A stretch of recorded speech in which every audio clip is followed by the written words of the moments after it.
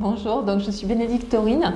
Je suis née le 18 juin 1976 à Lavelanet, donc en Ariège. J'étais enseignante en sciences et vie de la Terre dans un petit collège de montagne avec Dessous.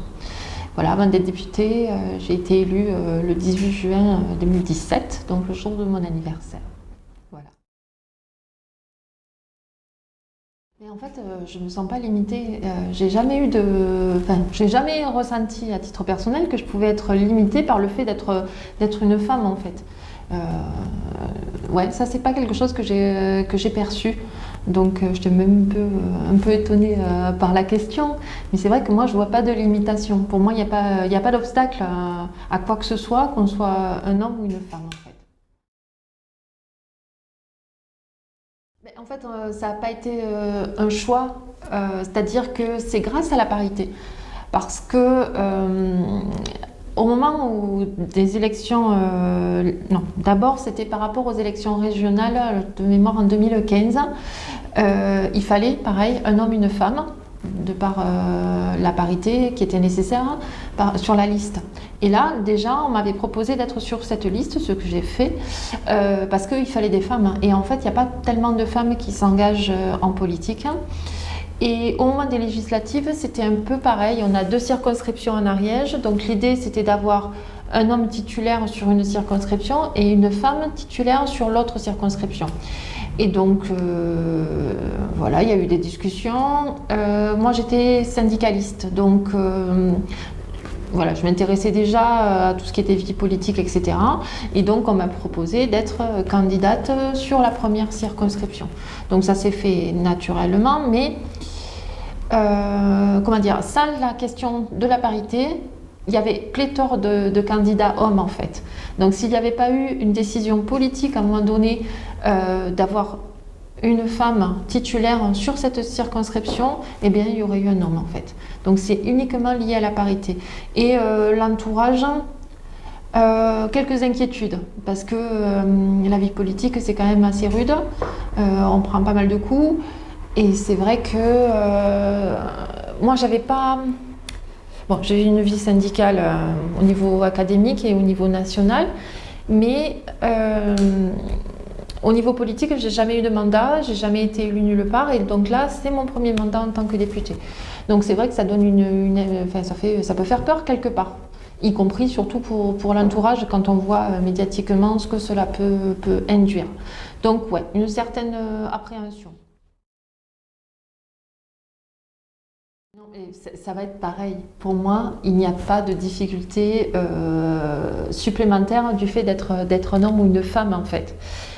Parce que ce qui va causer des difficultés, ça va être la distance par rapport à Paris, ça va être les moyens de transport, l'organisation, mais que ce soit pour un homme ou une femme, pour moi c'est identique en fait. On ne va pas avoir de difficultés particulières. Peut-être que si j'avais des enfants, éventuellement, ça pourrait jouer parce que j'aurais besoin de m'occuper des gamins enfin voilà. Mais là, c'est pas le cas. Donc pour moi, je vois pas de difficulté particulière au fait d'être une femme, si ce n'est l'éloignement géographique, les connaissances parfois qui me manquent sur certains sujets, des choses comme ça. Mais le fait d'être une femme, pour moi, ça me pose pas de problème particulier. Et dans mes études, c'est pareil, parce que comme on est fonctionnaire, du coup, on est recruté sur un concours, on a une égalité de salaire, sauf s'il y a, par exemple, des retards de carrière liés à la grossesse. Mais moi, personnellement, j'ai jamais été confrontée. Donc pour moi, je me sens en totale égalité avec un homme, en fait. J'ai pas de problème particulier par rapport aux problématiques de genre qui pourraient, par exemple, être le cas pour une femme avec des enfants. Eh ben, en fait, oui, je pense que c'est important en fait, parce que ben, pour ma part, moi, s'il n'y avait pas eu cette notion de parité, j'aurais pas été élue et de nombreuses femmes au niveau de l'Assemblée n'auraient pas été élues en fait. Ça, c'est un constat et quand on en discute à la délégation aux droits des femmes, par exemple, on se rend compte que qu'effectivement la loi sur la parité, elle est très très importante. Maintenant, on voulait aller beaucoup plus loin et faire que dans les communes où il y avait peu d'habitants, on ait aussi la parité obligatoire. Et là, on est face au problème qu'il faut des candidates. Et donc, tant que la vie politique, elle ne se mettra pas au service des femmes, que ce soit en termes d'horaire, de partager de tâches, ce que vous disiez tout à l'heure, et ce que je pense qui évolue de façon favorable, mais tant qu'on n'aura pas ça, les femmes, elles auront du mal à s'impliquer en politique. Et dans les petites communes, c'est ce qu'on voit, qu'on a du mal à trouver des femmes qui veuillent bien être candidates. Et chaque fois, c'est ce qui pêche en fait. Et c'est pareil dans le milieu, au niveau syndical, on a beaucoup de mal à trouver des femmes. Alors dans l'éducation nationale, c'est lié au fait que c'est très féminin, et donc maintenant on commence à avoir du mal à trouver des hommes pour être au niveau des listes. Et après, le second problème, c'est que c'est bien joli d'avoir des femmes élues, mais après, au poste de pouvoir, il faut aussi qu'au niveau des commissions, ce soit des présidentes, au niveau des vice-présidences, enfin voilà, il faut que aussi les postes de pouvoir ils soient attribués à des femmes. Donc ça, effectivement, on a encore des progrès à faire, parce que sur le papier, il y a la parité, mais si vous n'avez aucun poste derrière en termes de commission ou en termes de vice-présidence, ben, ça ne sert à rien en fait. Vous êtes potiche, quoi. Donc tant que les mentalités elles évoluent pas, et sans la parité, et sans des quotas, on n'y arrivera pas en fait. La problématique à laquelle on a réfléchi à la délégation aux droits des femmes, et notamment sur une mission concernant les menstruations. J'ai fait avec une collègue sur cette thématique-là, et moi je considère que oui, parce que en tant que prof de SVT, c'était quelque chose que j'essayais d'aborder régulièrement. Mais en fait, en réfléchissant et en travaillant ce sujet-là, je le voyais à titre personnel, mais comme on est quand même assez libre d'investir cette thématique ou pas, en tant que prof, peut-être qu'elle n'est pas suffisamment mise en avant encore, en fait. Moi, ça faisait partie des choses qui étaient importantes à mon avis, donc on en parlait souvent avec les élèves, on essayait de faire en sorte qu'il y ait une égalité, qu'on parle de ces sujets-là, mais il y a encore du travail à faire. Donc on a fait des propositions pour que dans les programmes scolaires, notamment en termes de la vie et de la terre, cette thématique soit mieux abordée. Mais il y a un manque de moyens aussi, parce que pour aborder les questions d'égalité, il faut aussi pouvoir faire venir des associations, enfin il faut des moyens, quoi. Donc si on ne les a pas, si vous n'avez pas des enseignants volontaires et une certaine dynamique au sein de l'établissement, avec les CPE par exemple, qui ont un rôle important à jouer, voilà, la dynamique, elle peut pas se mettre en place. Mais dans les établissements scolaires que j'ai fréquentés, il y avait plutôt une dynamique très positive. La délégation aux droits des femmes, c'est une délégation qui est présidée par Marie-Pierre Rixin, donc qui est une délégation transpartisane. Nous, pour la France Insoumise, on a une place. C'est en fonction du nombre de députés, en fait, par groupe que vous avez plus ou moins de personnes. Et moi, c'est dans ce cadre-là où on s'occupe. Moi, j'ai fait 2 rapports dans le cadre de la délégation aux droits des femmes, un sur femmes et armées et un sur les menstruations. Et en fait, on s'occupe de tout ce qui tourne autour de l'égalité des sexes, en fait, et l'égalité professionnelle, par exemple. On essaie de faire des propositions de loi pour essayer de rétablir l'égalité femmes-hommes. Donc, et donc cette délégation, elle a vocation à porter les questions des femmes en général. Et c'est transpartisan, et en principe, on arrive à avoir un accord et à faire des amendements, à faire des propositions de loi qui vont dans le bon sens, en fait. C'est assez consensuel comme une délégation. Non, Alors moi, ce que je regrette, c'est que je suis allée faire, et j'en ai pas fait assez.